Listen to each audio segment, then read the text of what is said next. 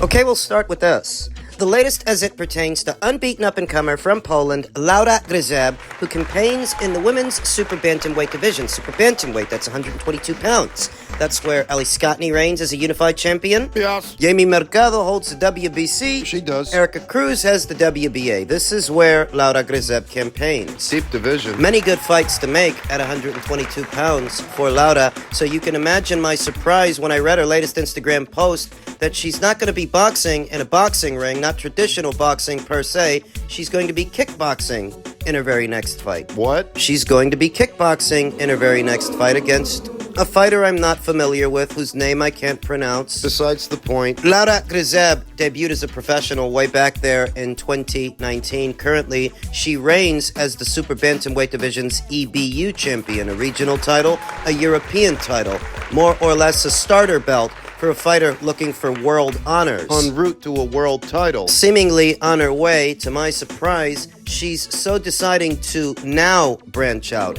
now try her hand at mixed martial arts, kickboxing. 10-0 with 3 KOs. On the cusp of world honors in the sport of boxing, she's deciding to branch out into kickboxing. How to best interpret this move? She's Polish. It's not uncommon in the Polish boxing scene for pugilists, for boxers, to branch out into mixed martial arts. We know that former WBC junior middleweight champion Eva Pietrzkowska eventually branched out from traditional boxing into mixed martial arts. The same can be said for veteran journeyman Artur Spilka. He did the same.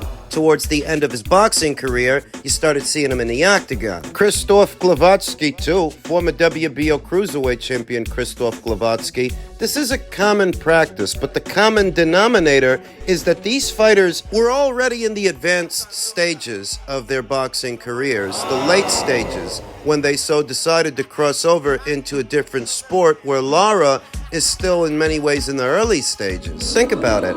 Eva Pietrzkowska, before she crossed over into mixed martial arts, she had been a world champion before in the sport of boxing. The same applies to Krzysztof Glowacki. Now, Artur never actually won a world title, but he did fight for one. He tried. Laura hasn't. That's why it struck me as odd that a fighter who's 10-0 with 3 KOs, EBU champion, on the cusp of world honors, is now deciding to go to a different sport. For what? Because your division is too deep? Because based on the landscape and who the world champions are, you're not sure if you can become a world champion yourself? Is that what it is? Because that's how it looks. Don't you think you're being a little too hard on her? I'm just being honest. As a content creator, the advantage that I have that some others don't is I don't have any professional relationships to maintain, thus no asses to kiss. Punches to pull. Can be completely honest about things without trying to pour sugar on shit. That an unbeaten up-and-comer on the cusp of world honors is suddenly deciding to go to a different sport. It's gotta be because they're apprehensive. It's gotta be because when they look out into that landscape and see who the belt holders are, they don't like their chances, so they'd rather do something else to preserve their unbeaten record. Laura's good. Don't misunderstand me. I've talked about Laura Grzyb and her ability many times here on this channel. A fighter with a good, solid amateur background and a decent-looking pro record, about to go to the next level. Based on her trajectory, the state at the weight, the talent pool at 122, this is the part where things start to get serious. It would be if she weren't branching out into kickboxing. The reason I classify it as a novelty act is because this is a novel situation. What, you're going to try to become a world champion in kickboxing now? You haven't become a world champion in boxing. You haven't done that yet. No, I'm not her manager or her promoter. It's her career. She can do what she wants. All I can do is interpret it and give you my reaction. It's a free country. I don't think it's a good look. I think it communicates apprehensiveness. I think there are enough good, very good fights to make at 122 that she doesn't need to branch out to a different sport now. If she is, it's got to be because she's avoiding those fights. I'm sorry. She doesn't really want them. Ramla Ali has less fights and less pro experience than Laura Grzyb, and she's about to fight for a world title. Think about Ellie Scottney. Ellie Scottney had less pro fights than Laura has now when she fought for her first world title. Now, she's a unified champion. Things are getting serious at 122 pounds, and it just feels like Laura doesn't want to be a part of that picture right now. She doesn't want to be in that scene. She wants to kickbox. Last in action in October of last year, opposite the ring, the United Kingdom's own Stevie Levy. In a word, I'm disappointed because I expected better. Thus, do not expect to see Laura in the boxing ring in the near future, because that's not what she's going to be doing. Elsewhere in the world of boxing, as it pertains to Ryan's continued anti-doping fiasco, anti-doping expert Victor Conte took to his social media and stated, "Remember this from 2 weeks ago by Ryan Garcia? I'm suing VADA and Victor Conte. I'm taking this to court." Has he taken it to court yet? Be prepared. It's war. In my opinion, this kid has disrespected the sport of boxing with his many lies. I feel sad for the Garcia family. They seem to have a disease called fabrication-itis. Because he hasn't actually filed suit against the voluntary anti-doping agency that he hired. Right? He hasn't filed suit against Victor Conte. Filed suit for what? Because you pissed hot and you want to make it their fault? On what grounds would you take VADA to court? On the grounds that they did the job you hired them to do? Because you contracted them. It's all in the name. Voluntary. Yeah. Voluntary anti-doping agency. The people that eat up Ryan's spiel are either too young, too dumb, Or too unfamiliar with the sport of boxing to know how this really looks. They just go with whatever he says, no matter what he says. for no reason other than he's the one that said it. Another holding out hope that a hair follicle test conducted after all of this came out will exonerate Ryan of culpability. It's not how this works. To which Devin Haney has responded, Ryan and his team knew he would test positive, which is why they did a bullshit hair test on their own, which who really knows if they did it? Did they? Was the said hair follicle test conducted at a WADA accredited lab?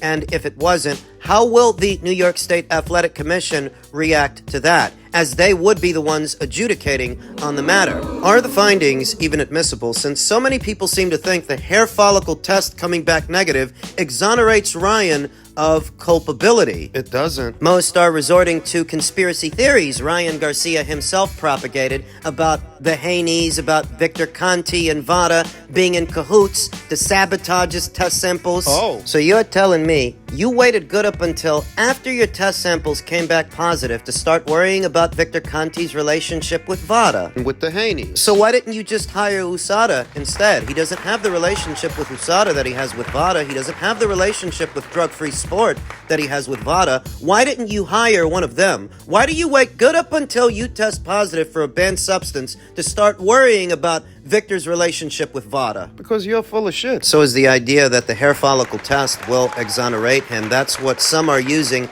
as Ryan Garcia's defense in all of this, to which Victor Conte stated, "You must not have read my tweets." So what? His hair test came back negative. Where was the hair sample taken from? What was the growth rate? In my opinion, this area of research has not proven its credibility. A grand total of 4 small pilot studies. There are limitations with hair testing. Victor Conte is an expert in the field. He knows what he's talking about, but so much of what he says is dismissed on the premise that he's a part of the conspiracy. According to Ryan, he is, so Ryan's fans just blindly go along with it, even when Victor says, hair testing for SARMs, including Osterin, a negative hair result cannot exclude the use of the detected drug in urine and cannot overrule the urine result. They're not going to take that coming from Victor. They're not going to take that coming from him. The thing is, they don't have to, because it's not actually coming from him. It's coming from expert in the field, Pascal Kintz. Who's that? Guy who wrote a paper on it in 2019 and 2022.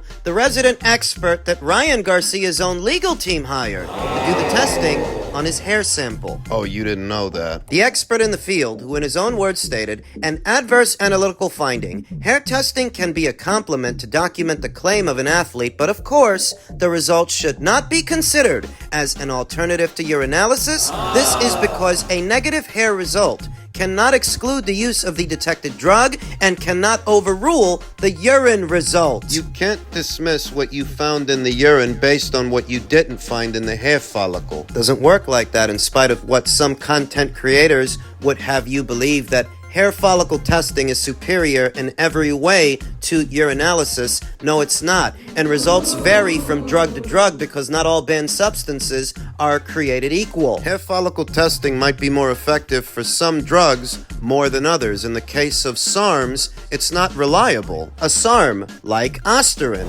which Ryan tested positive for. A SARM, which is different from a drug like, say, clenbuterol. Canelo tested positive for clenbuterol years ago, and hair follicle testing seemingly exonerated him of culpability. That's where this notion comes from, that hair follicle testing is superior to urinalysis, a gross oversight when Canelo didn't test positive for Osterin like Ryan did. Canelo tested positive for clenbuterol. Ryan tested positive for Osterin, a SARM. What drug you're testing for matters. But that hasn't stopped some content creators and some channels here on YouTube, very big ones, bigger than this one, from propagating this notion, this idea that somehow the hair follicle test is more important than the urinalysis and it overrides it. No, it doesn't. And I don't know if they're doing this on purpose, that they don't fully understand what they're reading, they don't fully understand the literature, So they misinterpret it. or they do understand that they do know what they're reading, but they only put bits and pieces out there To misrepresent it. Why would they do that? For clicks. Engagement farming is all the rage across several social media platforms, including this one, that you could probably make a lot more money telling a lie than telling the truth. Lies. They generally don't last the test of time, though it may take some time to prove their lies. All the while, you will have already made your coins. You will have already made a few bucks. By the time that lie is disproven, and it is a lie, an outright lie, that hair follicle testing in this situation overrides urinalysis, there are enough experts in the field weighing in that there should be very little confusion on the matter and enough literature available for those interested. But that's just it. People aren't interested in doing their own research. They're not interested in the legwork. They just want somebody to tell them a pretty story. And that's where some of these guys come in, these content creators. It could be a misinterpretation of the facts, or it could be a deliberate misrepresentation of the facts. For clicks, to make some coins. But when Victor Conte says that the hair follicle tests don't exonerate Ryan of culpability, he's telling the truth. Oh, you don't want to take it from Victor because he's part of the conspiracy, he's part of the whole thing. Well, what about his arch nemesis? What about his longtime arch nemesis, Angel Memo Heredia? He says the same thing. Some of Ryan's fans don't even know who that is. Hair sample will not test positive in several consecutive segments, particularly for SARMs or anabolic steroids, neutral lipophilic compounds that are poorly incorporated into hair. How many times did he wash it? How did he wash it? Clenbuterol, it's 100%. But for SARMs, it isn't. Simple as. Memo Heredia continued, when it comes in determining ban sanctions, it comes down to if the case was voluntary or involuntary. But either way, anyone that tests positive is considered a violation of anti-doping rules. Athletes are responsible for what is found in their bodies, a doping violation. Get it? For an even more accurate picture of what's up next for Ryan Garcia, it's sending his supplements out to a lab and scheduling a formal hearing with the New York State Athletic Commission where his legal team will look to prove supplement contamination. Otherwise, Garcia is expected to be suspended, with the win over Devin Haney likely overturned to a no contest. In the court of public opinion, you can say what you want and people can react to it however they want. So when you accuse VADA of sabotaging your samples in connection with Victor Conte and the Haneys, that may seem an adequate defense for what is your positive test, An adequate explanation. for what is your positive test. But to the New York State Athletic Commission, it's going to take more than baseless accusations you can't prove to exonerate Ryan of culpability. If you're saying it was cross-contamination, prove it was cross-contamination. What supplements did you take? Have them tested and see what comes out. Because if nothing comes out and all the supplements come back clean, you're on the hook, buddy. And you better hope that the New York State Athletic Commission don't decide to make an example out of you, as you've done a fantastic job of assassinating your own character. The Haneys ain't gotta say shit. Victor Conte ain't gotta say shit. They ain't gotta do nothing. You're gonna make yourself look bad because you can't shut the fuck up. You won't. The varying grotesqueries in association with this anti-doping case and what's really underneath it all, let's be honest, some of these guys and gals that are arguing in Ryan Garcia's defense, arguing his innocence, don't actually believe he's innocent. Some of these content creators asserting Ryan's innocence don't actually believe he's innocent. They're just trying to siphon metrics off of Ryan, that if they support Ryan, they can get some of his social media followers to then follow them. It's morally ambiguous, but that's what some people do. Anything for the metrics. For monetization, the ones that aren't content creators and are arguing vehemently that Ryan is innocent, do you think they really believe he's innocent? No. I hate to say this, but a portion of it really is tribalism. Taboo subject. Solidarity amongst racial and or ethnic groups to exonerate one of culpability for no reason other than one or two things they might have in common with the audience at large. You don't actually stand for principle. You don't stand for anything. You don't care if he's innocent or guilty, because all it's about for you is his ethnic background. This is not exclusive to one ethnic and or racial group. We see this across the board amongst various groups of people within the boxing community. Europeans, Brits, Americans, Latinos, black folks, white folks. No one is immune. In the case of Ryan Garcia, a lot of people have taken this as an opportunity to troll the black fighter. That's what it's about for them. In solidarity of the Latino fighter, the Hispanic fighter, as it were, that doesn't even fucking speak Spanish. Listos pelos chingasos. Myself having this superior intelligence,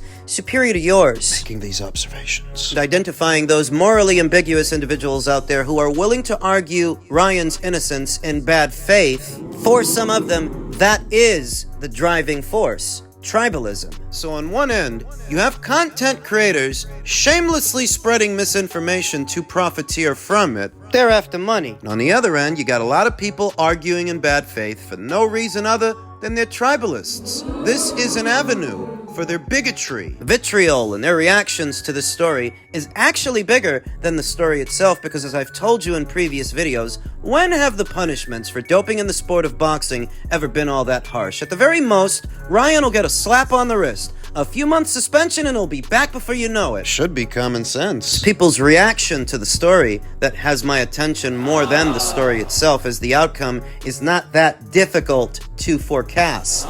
What it reminds me of is that most people out there, most of them, are quite disingenuous, Ignorant. immoral. But what else is new?